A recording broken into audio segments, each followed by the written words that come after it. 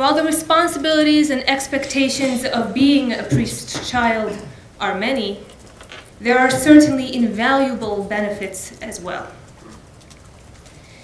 As a result of my experiences, I have had instilled in me Christian values, morals, and ethics that I have not learned theoretically or abstractly, but that I've seen put into practice in real-life scenarios.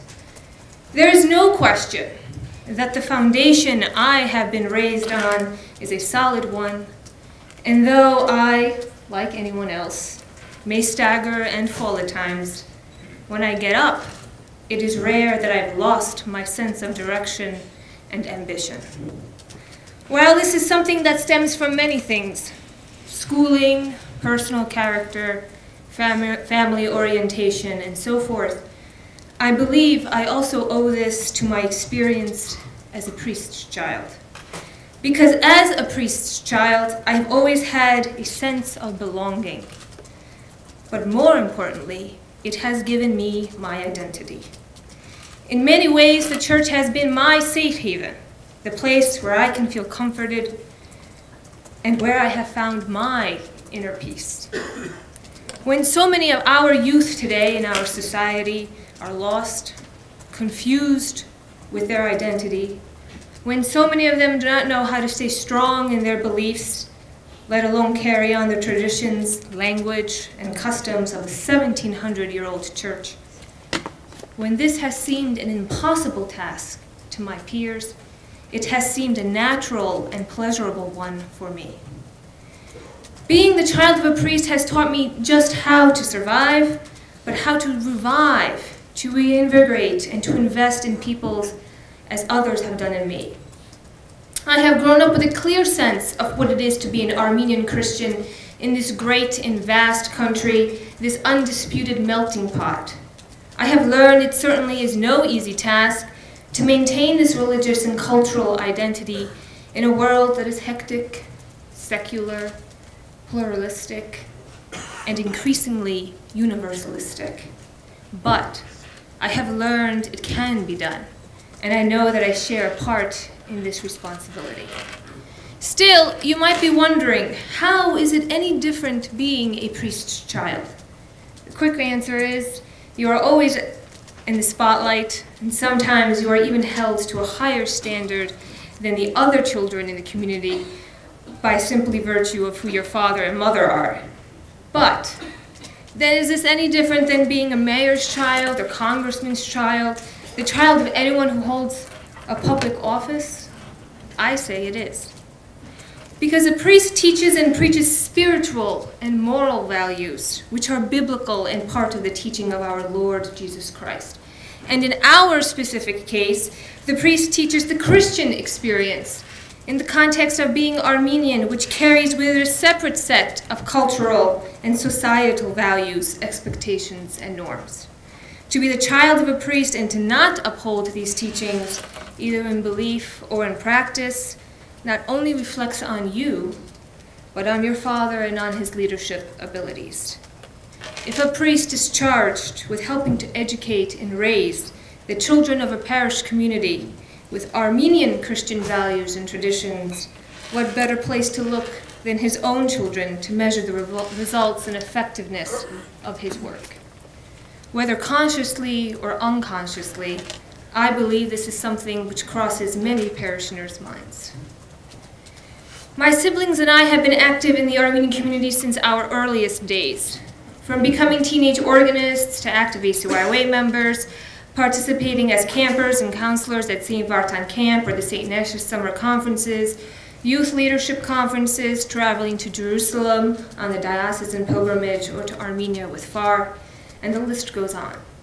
But all of these experiences have broadened my mind and deepened my faith to immeasurable depths because I have been exposed to my Armenian Christian identity in different contexts. We have used the opportunity of being a priest's child to humbly set an example for other youth in our community, as our parents always stressed to us. We continue to do this not just by participating in activities in our local parish community in Trumbull, Connecticut, but in all that we do as Americans, with the most recent example being that of my 22-year-old younger sister, Ani, being awarded the prestigious Fulbright Scholarship by the U.S. State Department to travel to Armenia as a teacher and researcher of healthcare accessibility. The philosophy of leading by example is one that prevails in my family. If we expect or hope others will serve Hayastan, will serve during Badarak, or will sit quietly and prayerfully in church, then we must take that first step ourselves.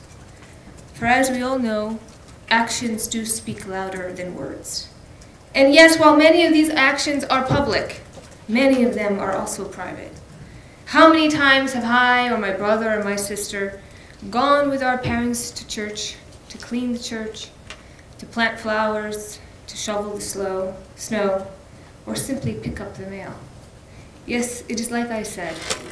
The church has truly been our nucleus, our core, my extended home. I will share a conversation that I had with my father a while ago. It was probably in my teenage years. He said, "Maral, you serve your church not because I am your father and the pastor." He said, "You serve your church because it will give you an understanding of what it means to be an Armenian Christian. Remember, you do this for yourself and for God, not for me." These words have remained with me. My father always told us that people also bring people. He would tell us, go introduce yourself to someone you don't know at church, to a new face during coffee hour or a church event, to reach out, to be enthusiastic, helpful, respectful, and love everyone. And no matter what you do in your life or in your career, to be excited. If you do this, you will never live a dull moment in your life. This is something which I apply in my daily personal and professional life today. As I look ahead, I know I have learned from my parents the responsibility of not withholding my talents nor my treasures, but unselfishly stepping forward to help the very institution which has been instrumental in shaping and strengthening me. I know this is an honorable responsibility, one that I will gladly fulfill, because from my childhood days up until now, I have observed what it means to serve with love. I have had a father and mother who have given nothing but their love and positive energy to this church, to a community full of people that look to them in their saddest and happiest times, who place their faith and trust in them, and by association in their children. And what an overpowering feeling it is to know this, and to be a member of that family.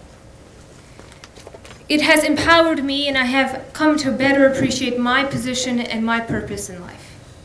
Today, I tell my parents thank you, Shron Hagalim, for sacrificing their time and efforts, for teaching us our beautiful mother tongue, introducing the church and the various diocesan events into our daily lives, and helping us establish a strong and internal bond with God, not just in thought, but in deed.